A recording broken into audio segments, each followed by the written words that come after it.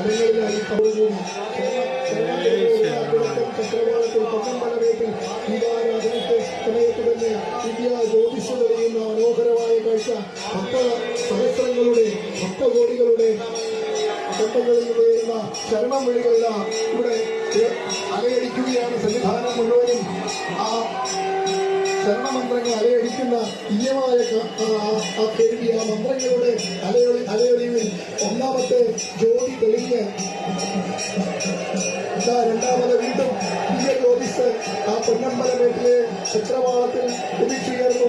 ആ ദിവ്യ ജ്യോതിസുകളുടെ ജ്യോതിസ്വരൂപനായ ഭഗവാൻ ശ്രീ മണികണ്ഠന്റെ ധർമ്മശാസ്താവിന്റെ ജ്യോതിസ്വരൂപനായ പ്രപഞ്ചശക്തിയായ ഭഗവാനെ കൺകുളിർക്കെ ജ്യോതിസ്വരൂപമായി ആരാധിക്കുന്ന ആ പരിപാവനമായ പവിത്രമായ ആ നിമിഷത്തിന് ലോകം മുഴുവൻ സാക്ഷിയാകുകയാണ്. സ്വാമിയെ ശരണമയ്യപ്പ.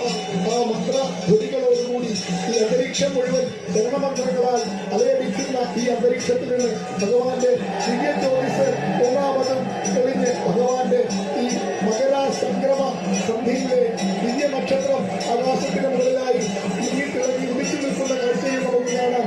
ആ ആകാശത്തിന് മകര ജ്യോതിസ് തെളിഞ്ഞതിന് തൊട്ടുമുകളിലായി മകര നക്ഷത്രം മിന്നിത്തിളങ്ങുന്ന കാഴ്ചയും ഭക്തർക്ക് ഈ ചാനലിലൂടെ ദൃശ്യം കാഴ്ച കാണാവുന്നതാണ്.